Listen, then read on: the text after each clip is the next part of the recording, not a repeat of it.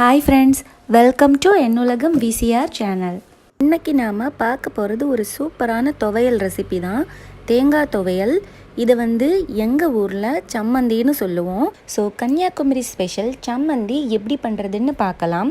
வீடியோக்குள்ளே போகிறதுக்கு முன்னாடி நம்ம சேனலில் இது வரைக்கும் சப்ஸ்கிரைப் பண்ணாதவங்க சப்ஸ்கிரைப் பண்ணிக்கோங்க. கூடவே பெல் ஐக்கானையும் கிளிக் பண்ணிக்கோங்க. அப்போ தான் நான் போடுற வீடியோலாம் உங்களுக்கு நோட்டிஃபிகேஷனில் வரும். இது செய்கிறதுக்கு நான் இன்றைக்கி ஒரு மீடியம் சைஸ் தேங்காயில் பாதியை துருவி எடுத்திருக்கேன். இதை மிக்ஸி ஜாரில் சேர்த்துட்டு இதில் ஒரு 3-4 பச்சை மிளகாய் சேர்த்துக்கலாம். அப்புறமா ஒரு 4 பல் பூண்டு சேர்த்துக்கோங்க. அதுக்கப்புறமா ஒரு 3 சின்ன வெங்காயம் சேர்த்துக்கோங்க.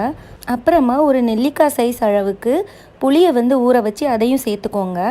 அப்புறமா 1/4 டீஸ்பூன் அளவுக்கு ஜீரகம் சேர்த்துக்கோங்க. அதுக்கப்புறமா தேவையான அளவு உப்பு சேர்த்துக்கோங்க. ஒரு 1/2 டேபிள் ஸ்பூன் சேர்த்தா கரெக்டாக இருக்கும். இல்லைன்னா நம்ம ஒரு தடவை ஹை ஸ்பீடில் வச்சு அரைச்சி எடுத்துட்டு உப்பு செக் பண்ணி பார்த்துக்கோங்க. அப்படியும் தேவைப்பட்டனா கொஞ்சம் கூட உப்பு சேர்த்து மறுபடியும் அரைச்சி எடுத்துருங்க. கடைசியாக இதில் கொஞ்சமாக தண்ணி சேர்த்துக்கோங்க. நான் நம்ம புளி ஊற வச்சுருந்தோம்ல, அந்த தண்ணியை சேர்த்துக்கிறேன். நீங்கள் நார்மல் வாட்டர் கூட சேர்த்துக்கலாம், கொஞ்சமாக சேர்த்துக்கோங்க.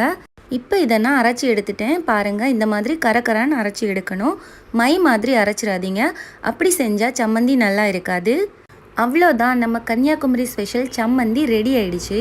இது கூட எதுவுமே தேவைப்படாது. சாதத்துக்கு கூட எந்த குழம்புமே இல்லாமல் இதை மட்டுமே வச்சு சாப்பிடுவோம். அவ்வளோ டேஸ்ட்டாக இருக்கும். ஸோ நீங்களும் இதை வீட்டில் செஞ்சு பாருங்கள்.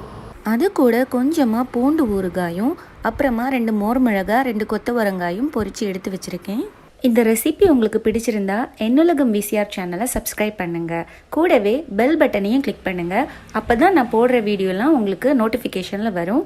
தேங்க்யூ.